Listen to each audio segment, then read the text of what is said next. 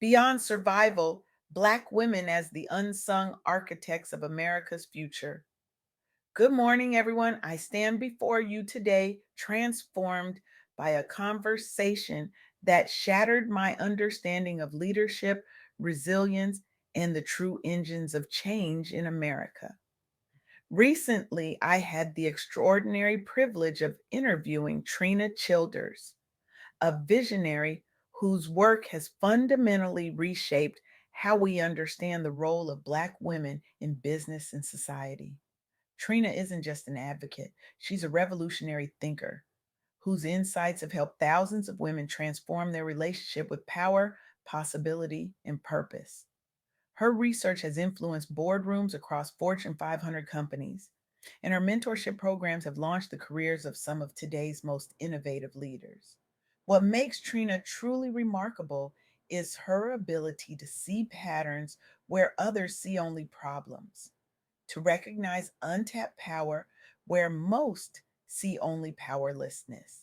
Today, I'm not just sharing her insights, I'm inviting you into a radical reimagining of who truly drives transformation in America.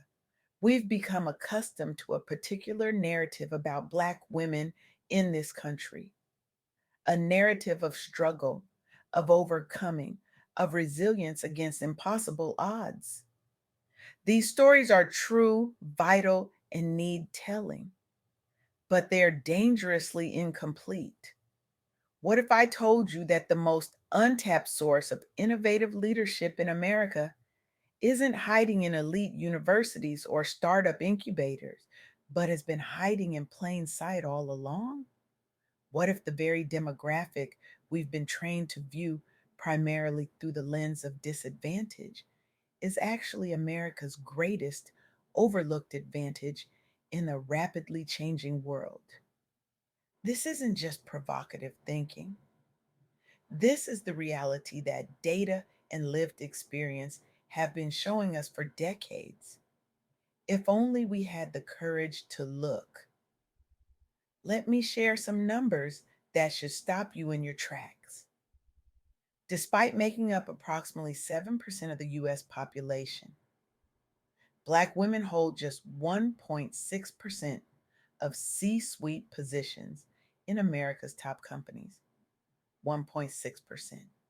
This isn't just a gap, it's a chasm that represents not just injustice, but a catastrophic waste of leadership potential.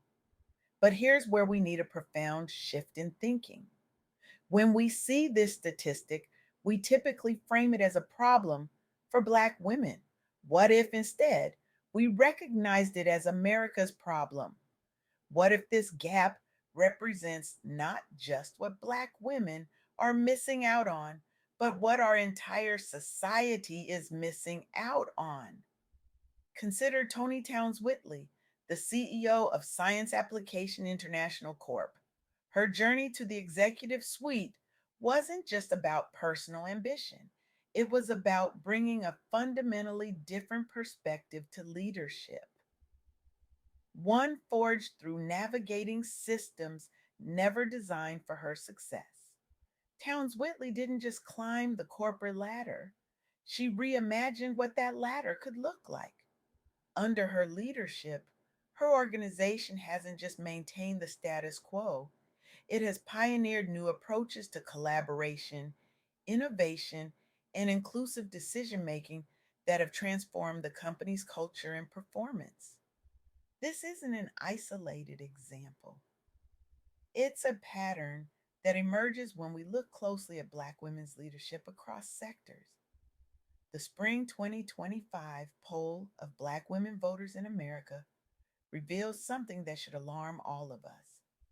87% of Black women report worsening economic conditions, with 57% struggling just to keep up with basic living costs. These aren't just statistics, they represent mothers skipping meals so their children can eat, professionals working multiple jobs just to maintain housing, entrepreneurs deferring dreams because they can't access capital. But what happens next is where the true revelation lies. Instead of resignation, we see mobilization. Instead of despair, we see determination. Black women aren't just surviving these conditions, they're organizing to transform them. Throughout American history, from Harriet Tubman to Fannie Lou Hamer to Stacey Abrams, Black women have consistently turned personal pain into collective power. They've transformed their intimate understanding of broken systems into blueprints for better ones. This isn't accidental, it's a specific form of leadership that emerges from what I call the alchemy of the margins, the ability to transform exclusion into innovation, obstacles into opportunities, trauma into transcendence. Let's talk about money, because economic power is inseparable from all other forms of power. According to the Institute for Women's Policy Research, the wage gap faced by Black women is so severe that it results in losses exceeding $1 million over a career. $1 million. That's not an abstract figure. That's generational wealth that can't be built, educational opportunities foreclosed, healthcare deferred, retirements insecure. The IWPR has been relentless in documenting these disparities, but also in highlighting something crucial. When Black women advocate for economic justice, the policies they champion, from pay transparency to family leave to affordable childcare, create ripples that benefit all workers. Their advocacy doesn't just lift Black women, it lifts entire communities, entire economies. This is what I call transformative leadership. Leadership that doesn't just succeed within existing systems, but fundamentally reimagines what those systems could and should be. When Trina and I spoke about resilience, she emphasized something profound. The resilience of Black women isn't some mysterious innate quality. It's not magical. It's not superhuman. It's a hard won wisdom born of necessity, of having to see around corners, of having to create possibilities where none seem to exist. This form of resilience isn't just about endurance, it's about imagination. It's not just about surviving hostile environments, it's about envisioning and creating better ones. Traditional leadership models often celebrate individual achievement, hierarchical power, and zero sum competition. But the leadership demonstrated by Black women frequently embodies different values: community over self, collaboration over competition, transformation over transaction. This isn't just a different style of leadership, it's a fundamentally different understanding of what leadership is for. It's leadership that recognizes that true success isn't measured by how high you climb, but by how many you bring with you. It's leadership that understands that the most meaningful victories aren't won alone. Now, let's talk about investment. Real investment, not performative gestures. Despite receiving less than 1% of venture capital funding, businesses owned by Black women have been the fastest growing economic force in the US in recent years. Just sit with that contradiction for a moment. The demographic receiving the least investment is producing the highest growth. What does that tell us about untapped potential, about missed opportunities, about the flawed metrics we use to recognize promise and possibility? Imagine what would happen if we closed this investment gap. Not as charity, not as a social responsibility initiative, but as a strategic imperative, because that's what it is.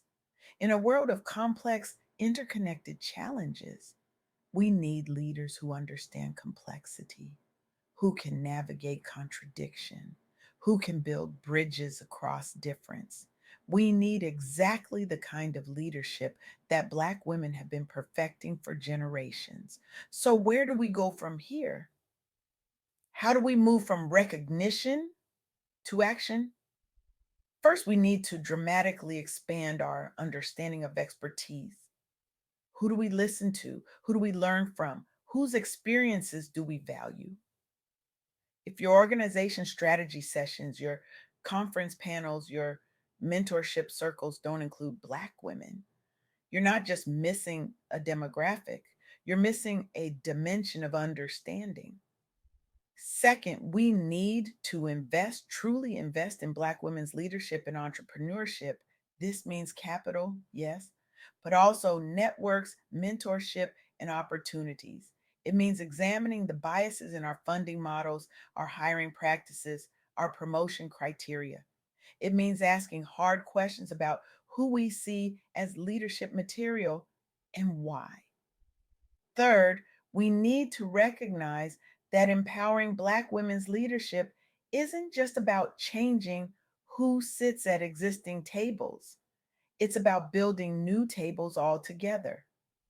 It's about reimagining what organizations could look like if they were designed from the beginning to value different kinds of knowledge, different approaches to problem solving, different metrics of success. As I reflect on my conversation with Trina Childers, I am struck by a truth that should transform how we think about leadership in America. Black women aren't just navigating systems of inequality, they're creating blueprints for dismantling them. They aren't just surviving in a world that wasn't designed for them, they're redesigning it for everyone.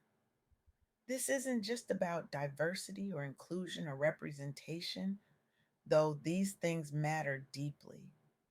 It's about recognizing that the architects of our most hopeful future may well be those who have been most systematically excluded from our past. So I challenge you today, look around your organization, your community, your life. Where are you failing to recognize, support, and amplify Black women's leadership? What possibilities are you missing? What transformations are you forestalling? The most profound innovations often come not from the center of power, but from its edges. Those who have had to navigate the most challenging landscapes often develop the most sophisticated maps. Those who have had to create something from nothing know something essential about creation itself. We stand at a crossroads in America.